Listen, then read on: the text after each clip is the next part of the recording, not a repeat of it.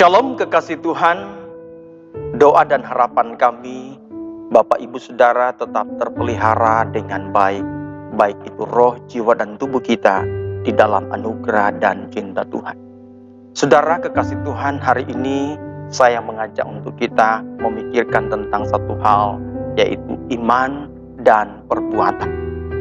Kekasih Tuhan, bicara iman dan perbuatan, Alkitab berkata, iman tanpa perbuatan pada hakikatnya iman itu mati. Suatu kali saya sedang berbincang dengan seseorang, lalu saya mencoba mengalihkan pembicaraan itu kepada sebuah pertanyaan.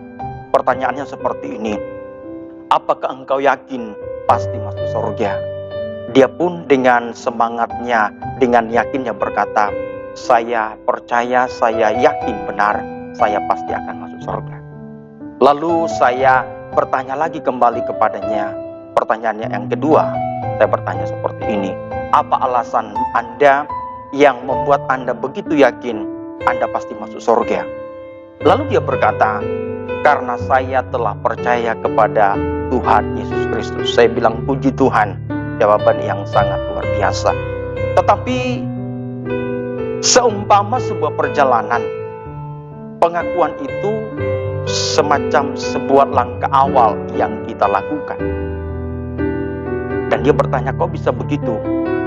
Lalu saya berkata, ayo kita coba lihat dulu Alkitab di dalam Yakobus pasal 2 ayat 14 sampai ayat 26. Dan kita coba melihat ada satu ayat di dalam pasal ini, ayat 19 berkata begini. Engkau percaya bahwa hanya ada satu Allah saja, itu baik. Tetapi setan-setan pun juga percaya akan hal itu dan mereka gemetar. Lalu saya bertanya, apakah Anda sudah sampai gemetar mempercayai dia? Dia berkata sepertinya belum. Alkitab bilang setan-setan pun percaya kepada Allah dan dia gemetar karena itu. Di dalam Markus pasal yang kelima, ayat pertama kalau kita baca, dan di ayat 6 sampai 7 kita melihat di sana bahwa waktu seseorang yang sedang dikuasai oleh roh jahat dan melihat Yesus, mereka berlari menemui Yesus lalu mereka sujud menyembah dan berkata, Anak Allah yang Maha Tinggi, jangan kau apa-apakan kami. Menunjukkan bahwa benar-benar setan-setan pun percaya bahwa Yesus adalah anak Allah. Mereka percaya akan Allah. Tetapi percaya itu percaya yang tanpa ada tindakan. Percaya tanpa ada perbuatan. Sedangkan percaya yang benar atau beriman yang benar adalah iman yang disertai dengan perbuatan. Alkitab berkata dalam surat kepada Yakobus pasal 2 itu dikatakan bahwa iman tanpa perbuatan pada hakikatnya iman itu mati, kosong.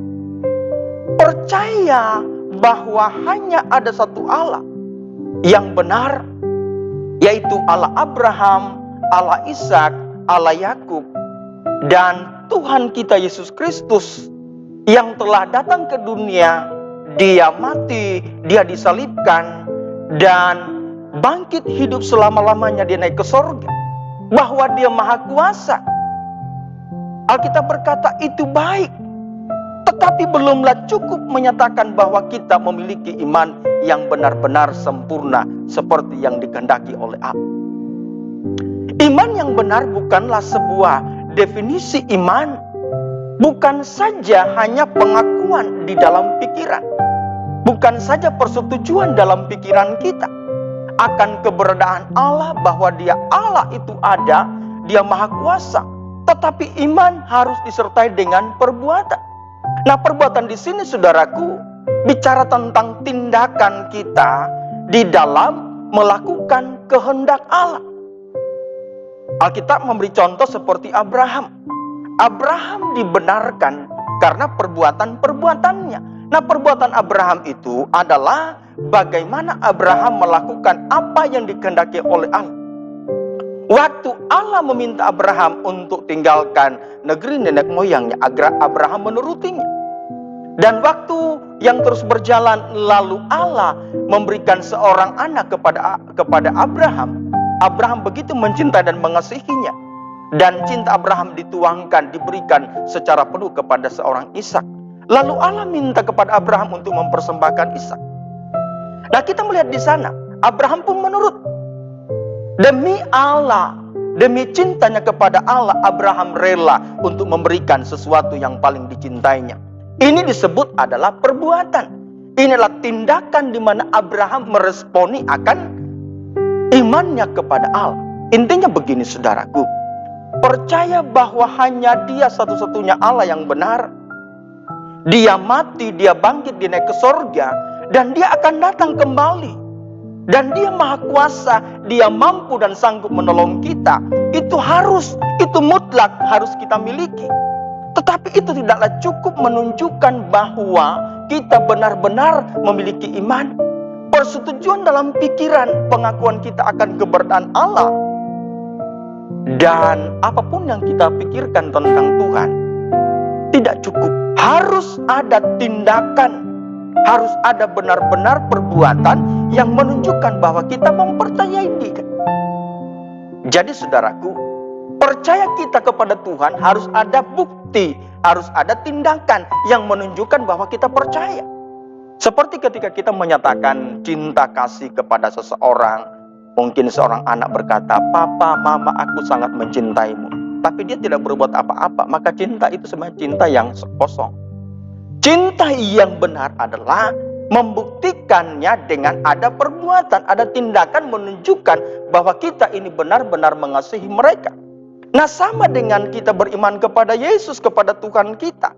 Tindakan kita itu merupakan sebuah tindakan bukti bahwa kita benar-benar mempercayai Dia, kita benar-benar mencintai Dia, dan kita melakukan kehendaknya dalam hidup ini. Nah, di tengah-tengah situasi dunia yang seperti ini, mari tetap belajar untuk percaya kepada Allah. Dengan terus melakukan kehendaknya, melakukan apa yang Allah inginkan. Situasi mungkin tidak memungkinkan untuk kita melakukan sesuatu yang dikehendaki oleh Allah. Tetapi belajarlah untuk tetap menyenangkan hati Allah.